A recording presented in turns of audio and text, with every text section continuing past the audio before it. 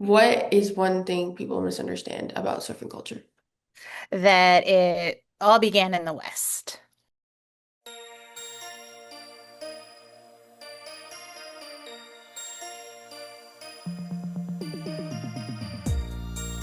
Hi everyone, welcome back to Rooted and Muted. Today we are here with Farhana Huq, who is the founder of Brown Girl Surf, a platform that began as a storytelling space, uplifting diverse women and girl surfers, and has since evolved into a larger social enterprise rooted in community, sustainability, and lived experience.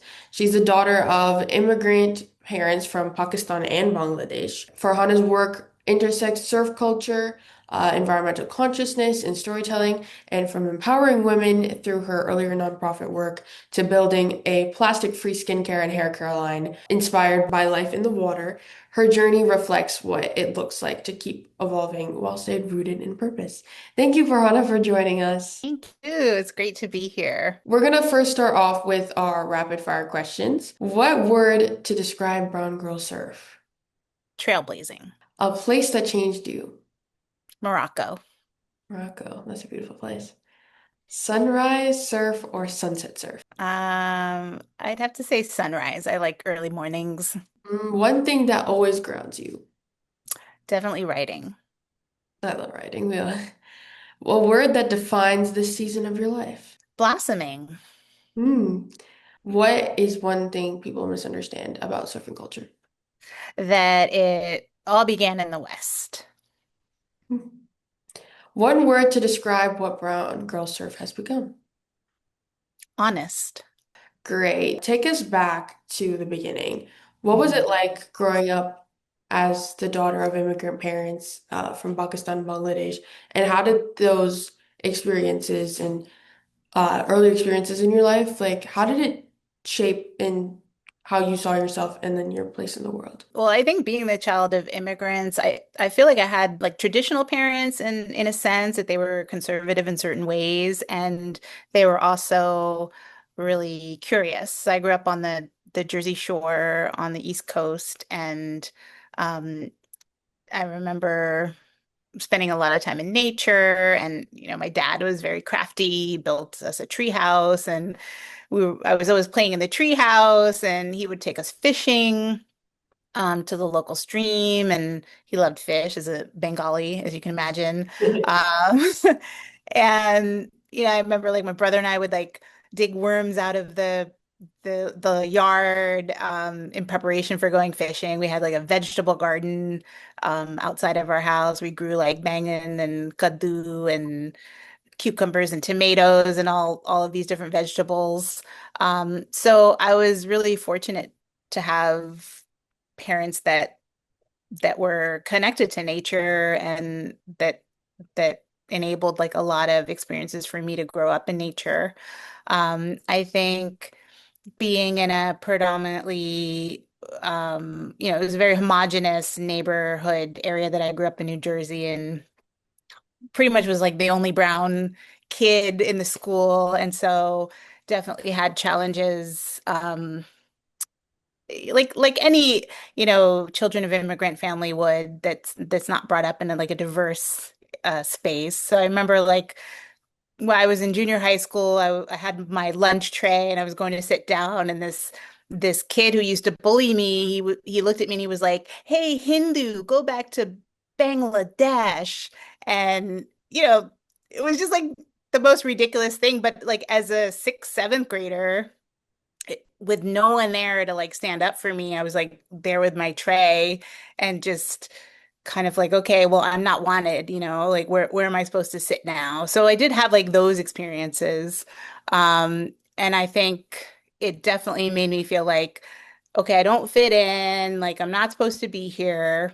And then there weren't like a lot of role models that looked like me at that time, especially not in sports. And I was very much into sports. Like my parents put us in soccer, and we I did martial arts when I was young. And so there wasn't like a lot of inspiration to look up to. So I think I don't know, that combination of exposure to nature, but also facing certain challenges growing up as a minority, a daughter of immigrants, also definitely stayed with me and you know, shaped who I've become today. Yeah, I think they related so much to, I think so many brown kids' experiences, even just like being at home with parents of immigrants, like you go and you smell the aromas of all the curries that are cooking. It's such a beautiful experience to grow up with all the vegetables and the different things that in the aromas of, the flowers, like we had just jasmine flowers growing up and it's really special to have that around you. But yet at the same time, um, there is that aspect of when you're a minority in a predominantly probably white space, it's definitely challenging. And I think it's so special how all brown people have overcome this. Um, each people has their own journey and how they overcome their own growing up in that situation. That's so special to hear, even just like as your generations go by. So the next question is, you grew up near the ocean, and you were talking about how grew up with nature a lot.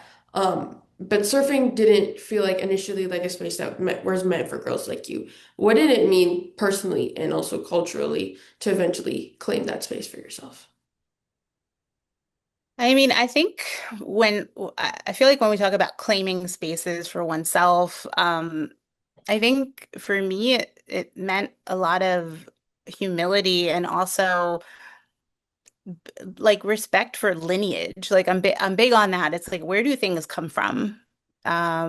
Where do we learn things from? And for me, like any kind of claiming of joy in natural spaces, like I always think about, well, who was here before me? And part of why I named Brown Girl Surf what I did was partially in honor of some of the first female surfers, some of the first conveners with waves, which were Polynesian women. But even, surfing has origins and roots earlier, on the African coast. So I think being able to connect myself with a lineage of wave riding of people who look more like me and who I can, relate to may gave me a sense of belonging in, definitely like the century we're in. So when I think of, cultural and personal significance, I definitely connect it always back to the source of where things come from. Um, and in that connection, it, like I said, gives me humility in places of nature. Like nothing belongs to me, but like I'm able to go out and enjoy the space and feel more like I belong every time I go. Yeah, I think that's so special. For some context for the audience, when did you start surfing? Ooh, that's a good idea. I started surfing. Um, I think I took my first lesson probably 24 years ago. And I kind of like I was really bad and but I kept trying and trying and then now I can like say I've been like a consistent surfer for the past 19 years. Wow. That's Mhm. so cool. I think surfing is not, especially I don't know where surfing is such a unique sport, and you definitely don't see a lot of brown people in that space. That's so beautiful how you took something you're passionate and claimed it for yourself and um, made that own space for yourself. But before Brown Girl Surf, you spent like almost a decade working to economically empower immigrant and refugee women. Was there a moment where you felt like you were ready or like even called almost to step into something new? And what connected those two chapters for you? Mhm. Yeah, the moment really was just feeling not good in my body. And running a small profit takes a lot of hard work and effort. And I was just noticing like I was gaining weight, I was feeling sluggish, I wasn't eating well, and I sort of turned to the ocean and to natural spaces to help me feel better, help me regulate.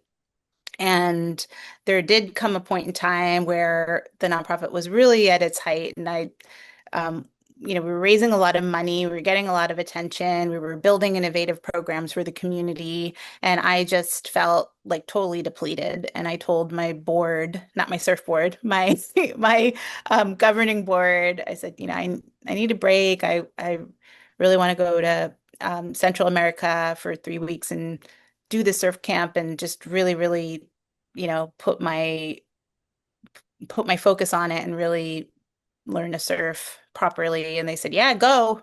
You deserve it. Go." And so I took off for 3 weeks and got pretty battered and bruised by the surf. It was a really, really hard sport. And then when I came back, it was just something I didn't feel like I could live without. And I bought my own wetsuit and started venturing into the cold Northern California waters on my own. Wow. I think Mhm. that's so beautiful. I think it's just a reminder, like, when you have, especially in today's culture, you have, and I think especially South Asians, we do wrestle with this of having that work-life balance and for just taking a break. Not Mhm. all constantly pushing, pushing, pushing, taking a break and rejuvenating. And often you find out things that you're excited about, new things that you're excited about, new things that you never knew that you were excited about. And especially in a culture where we feel like we have to get into a rigid area, just putting yourself into new spaces. I think it's really cool how you did that. Yeah, and that's what I mean, I've met a lot of younger people on my travels and hung out with, Gen Z friends. And what I really love is that, your generations and the ones before, the ones after are really centering pace and self-care and taking time. And it's not like the boomers, it was like work, work, work, work, work, and you're nothing if you don't produce. I think that that's a lot of what got our world into the some of the issues and places that it is that we didn't take enough time for care and to look after ourselves. And I think that that's really important. Oh, I 100% agree. So, looking back, what were the turning points where brown girl surf stopped becoming just like an idea and started becoming something that was much bigger than you ever imagined? I mean, honestly, when I first launched, like I ran a nonprofit for over a decade and worked super hard and dealt with a lot of press while building, really quality community programs. And then here I go and launch Brown Girl Surf and put the Facebook page out and declare like I'm going to go on a journey to meet some of the world's first female surfers, starting with the ones in South Asia. And the response was just, I mean, I couldn't believe it. We had press inquiries from at least four continents, like up front, and I was getting emails from all around the world. And I remember one in particular was a Pakistani girl, a skater who was living in Saudi Arabia. And she was like, "Oh my God, I thought I was the only one." And it's so cool to know that, you're into board sports too. And that's literally how this like kind of global call came. I just sort of put the name out there, and just people came and press came, and it was really overwhelming. And I hadn't even started the journey. What is like brown girl surf like? What is it all about for the audience? Uh, what is the goal? What is the purpose? Can you give a little bit of a idea? Yeah, so Brown Girl Surf started as storytelling and culture change platform, and it was originally meant to elevate diverse voices of female surfers in the surf world. So it really just wanted to get the word out about surfing. And it was supported by a t-shirt line. And over the years, it grew, and we started doing collaborative community programming with our local public Parks and Rec through a collaboration with them and through a nonprofit called the Wahine Project, run by Dion Yubata in Monterey, and started collaborating to create a series of community surf programs that spun off into a nonprofit.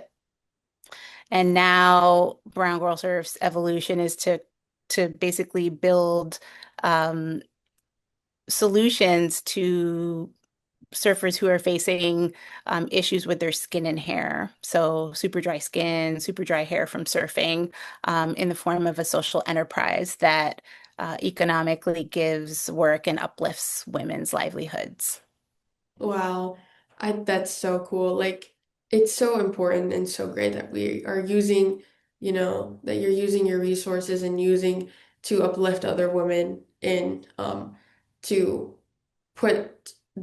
shed the light on something that is important to other women as well. I think that's so beautiful. And a big part of your story, Farhana, is that your time in Morocco, because you were saying Morocco earlier as well, that's a huge turning point in your story. What did that period teach you about yourself, and Mm. how did it reshape what Brown Girl Surf was becoming?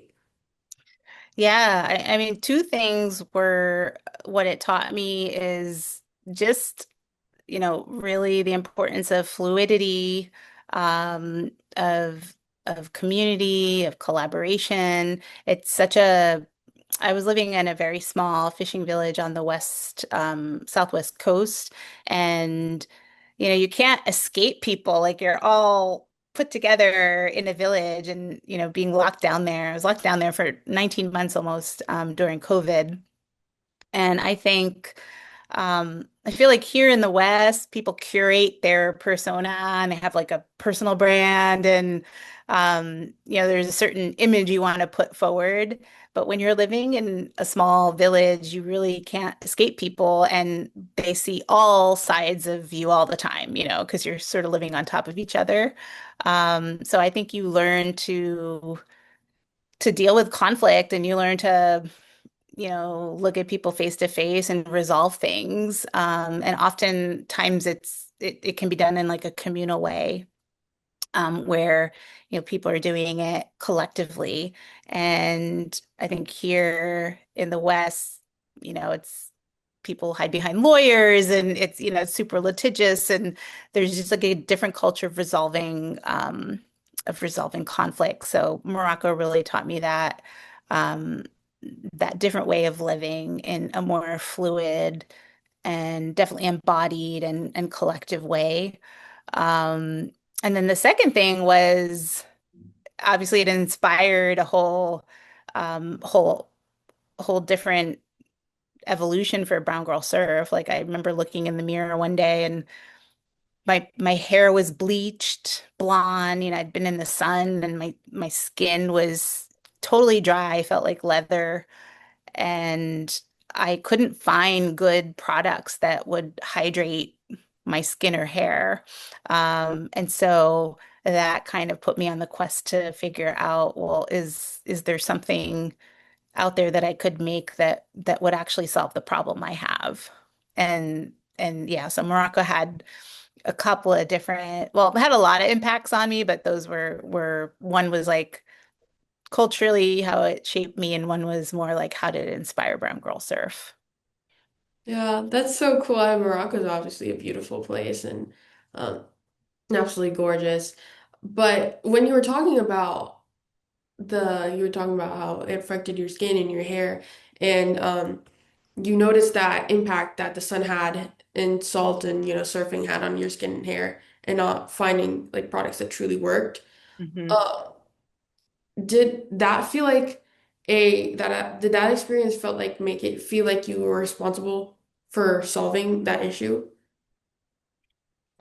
It definitely felt like I was responsible for solving it for myself. And when I started to do that, I started to realize like, okay, there were more people that were having the same issue, like that were not even surfers that couldn't find like an appropriate product on the market for themselves. And so I realized it was like actually bigger than just solving for my hair and skin um, in the process of doing it. Yeah, I think that's really cool. Also, like if when, you look at back at South Asian culture, we our mothers and grandmothers, would oil our hair and do all these things that are very important, put turmeric masks on us and those I think those all very much connect to again, you know, how we take care of ourselves as Hmm. in our culture. Um, your Yeah. And yeah. actually like the coconut hair, that was something I've been doing that regularly for most of my life. Um, Something like my mom taught us and my aunts, used to do. And but even that, it just was, it was just like not enough. I know. Um, so we needed something else as a solution. Yeah. And obviously, like, we women in India were back all throughout years are not really doing extreme sports like surfing and stuff. So I Yeah. think it's so cool how um not only that brown girl surf is tied to obviously taking care of your skin and your hair, but then it's also very tied to sustainability and ethics. Why was it important to build something that reflected those values from the beginning of brown girl surf? I mean, it was super important because if you look at where the world is and, the climate, the statistics in climate are pretty grim and much of the climate change has happened within the past 2 decades. And a lot of that is because we haven't thought very carefully about design and impacts. Um, and I'm calling on older generations, like that wasn't thought through well. And now I feel like when we make something, we have to think about, okay, what's this going to leave for the earth and what's it going to leave for future generations?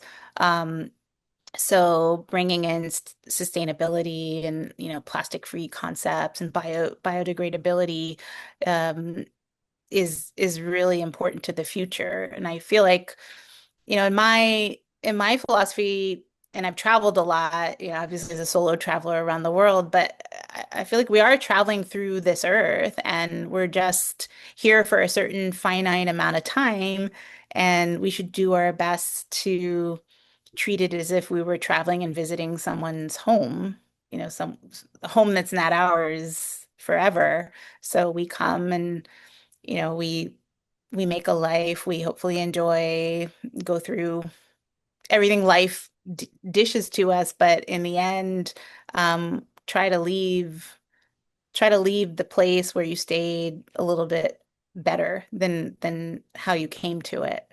So, design is, really important in how I think about the products that we make at Brown Girl Surf. I really love that line that you said, leaving the place better than you left it. Yeah, that's so important and obviously in every aspect of life. It's important to take a place and to be a steward of it and leave it better than it was. Yeah. Now, bringing back to the Amber Grant, Mhm. reached out to us in 2012. You received a 500 Amber Grant to launch Run Grow Serve, and now a decade later, you've received another one, Amber Grant, for the next evolution of that work. What does this full circle moment mean to you personally? I mean, I think it means that I started and built something significant that can span generations, and time, and that um, it was important enough to invest in then, and it's important enough to invest in now. So For me, it really has a lot to do with legacy and longevity and um, meeting meeting the times where they are with the creations that we make in the world. So evolving with the times. Yeah, I think what's so special about Brown Girl Surf, and I said this earlier, is like again, you're coming to a full circle moment in your life right now that you realized how much of an impact you've made and how much you've been able to take, something from starting from storytelling to helping other women and uplifting other women and creating almost a safety as well through being able to help with their skin and hair. I think that's so crazy. That must be so crazy and such a full circle and encouraging moment for you. It is. I mean, it's a lot of hard work for sure, but I just never thought, there are things along the journey that I had never expected when I launched that Facebook page um, at the end of 2011. And well, actually, officially, I guess, beginning of 2012, I launched it. But never thought like the journey would be like this. Yeah. Mhm. So now we're almost closing out with this interview, but I want to talk about what some advice. A lot of young South Asians, they feel pressure to pursue like what is conventionally successful, right? What would you say to somebody who feels drawn to a path that does not look familiar or safe or is scary and something hard to tackle, and is afraid of disappointing people around them? What would you say to them? I mean, I think that the paths that are scary and, make you feel, um, that have a little risk, oftentimes are the ones that you should take. And especially if you're a young person,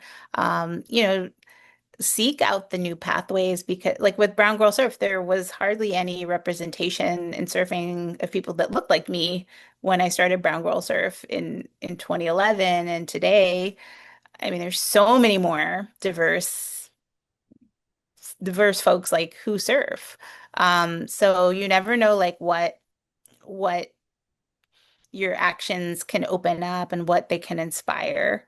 I would also say, risk is not for everybody. Like it's not that, your life doesn't have value if you don't take risk.